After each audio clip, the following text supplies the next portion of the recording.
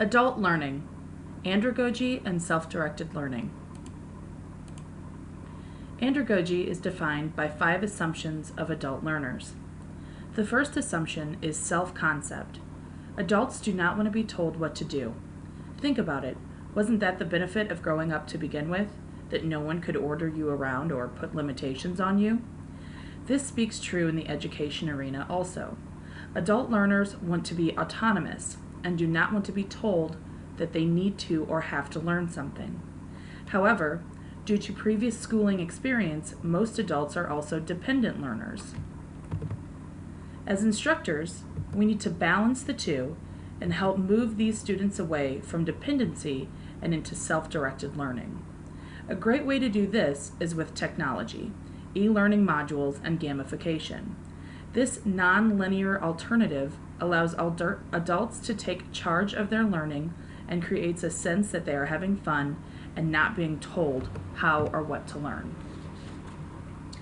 The second assumption states that adults will have a greater response to external motivators, such as the desire for better job performance, building self-esteem, and increased quality of life, as opposed to external factors, such as parents expecting you to succeed in school or mandatory trainings.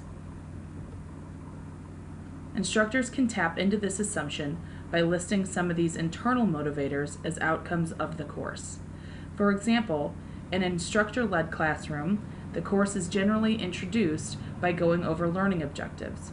Incorporate these motivators as additional outcomes. Adults have a knowledge base built on a lifetime of experience. This includes how they perceive the world and how they connect each new piece of information together. Not only do adult learners want to use what they know, they want to be acknowledged for knowing it.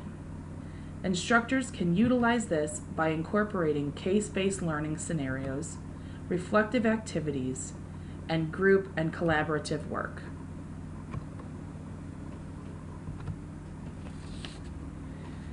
Adults are task and problem-centered, so they want to be able to immediately implement what they learned to experience change.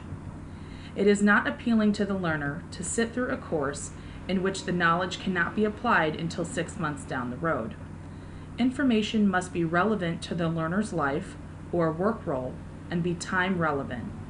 The instructor should address how the topic at hand or the course applies to the student and how the learning objectives will positively impact the learner's life, work, or goals, and in an immediate fashion. As mentioned, adults are task and problem focused.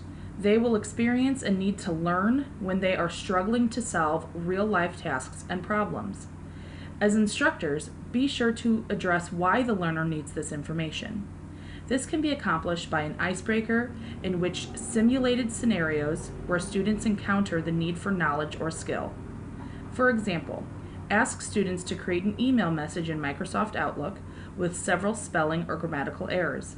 Have them send the email to their boss and ask them to recall the message using Outlook's recall tool. When the students realize they do not know how to accomplish this task and recall the email, they will feel the need to learn new Outlook skills. Just as andragogy has 5 assumptions, there are 3 assertions that define self-directed learning. 1. Individuals who take initiative to learn rather than wait for a teacher to tell them what to learn. 2. Self-directed learning is in tune with our natural process of development. From infancy on, our brains are receiving and processing information. As adults, self-directed learners consciously strive to continue this. 3. Education is now putting responsibility on learners to take the initiative.